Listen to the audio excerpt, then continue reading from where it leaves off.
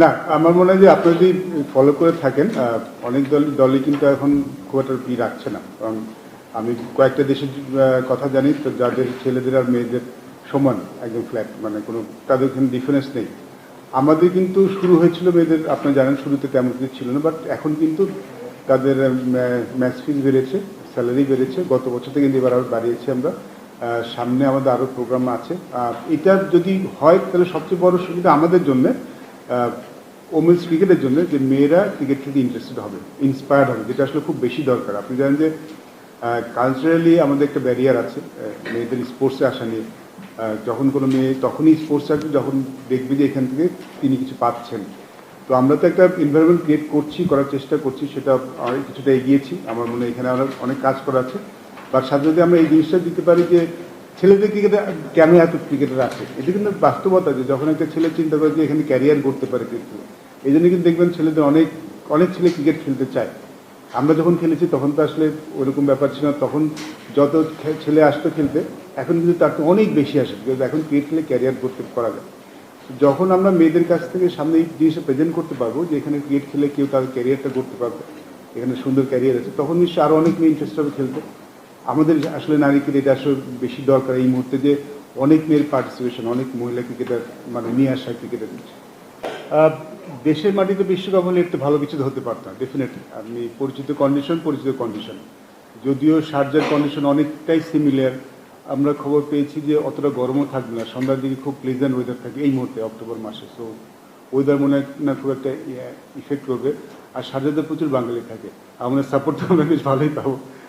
তো ওইটাও মনে হয় আমরা খুব একটা মিস করবো। বাট দেখুন, দেশের মাটিতে খেলাটা একটা অনেক বড় ব্যাপার, সেটা তো একটা ব্যাপার থাকে। বাট প্রস্তুতির কথা যদি বলেন, আমার মনে হয় আমাদের এই যে সিরিজটা আমরা টুর্নামেন্ট খেললাম A2, এটা আমাদের অনেক কাজে দিয়েছে। কারণ এখানে আমরা কম্পিটিটিভ ক্রিকেট খেলতে পেরেছি, ম্যাচ খেলতে পেরেছি, যেটা খুব ইম্পর্টেন্ট। তো যিনি সিলেক্টে যেটা বললেন যে আমাদের দরকার ছিল উইনিং মোডটায় ফিরে আসা, আমি পার্সোনালিও ফিল করি যে প্রায় বিগ টুর্নামেন্টে এই উইনিং হ্যাবিটটাও অনেক কাজে দেয়।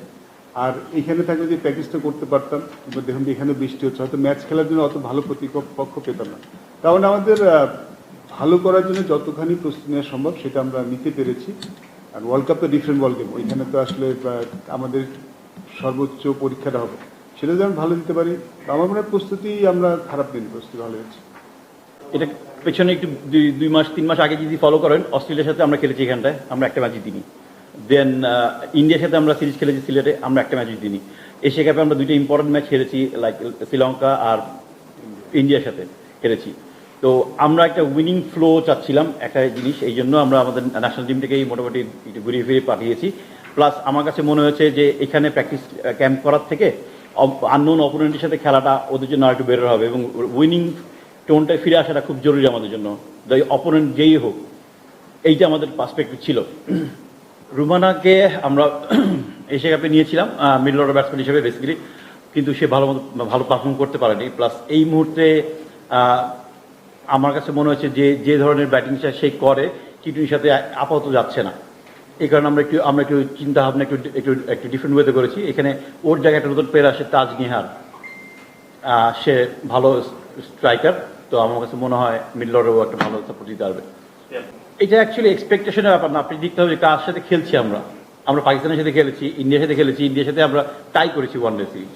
তো আর তারপরে আমরা খেললাম হচ্ছে কি অস্ট্রেলিয়ার সাথে। এখানটায় আমাদের সাথে আমার মনে হয় সবাই এখানে অবগত আছেন যে অস্ট্রেলিয়া বা ইন্ডিয়া বা ইংল্যান্ড একটু ডিফারেন্ট লেভেলে ক্রিকেট খেলে, আমরা ওই লেভেলে এখন রিচ করতে পারিনি, উইচ ইজ ভেরি ট্রু। এটা আমাদের সবাই মেনে নিতে হবে, বাস্তবতাটা এইটাই। তো সেই কারণে সেই প্রেক্ষাপট থেকে বলাটা ব্যাপারটা।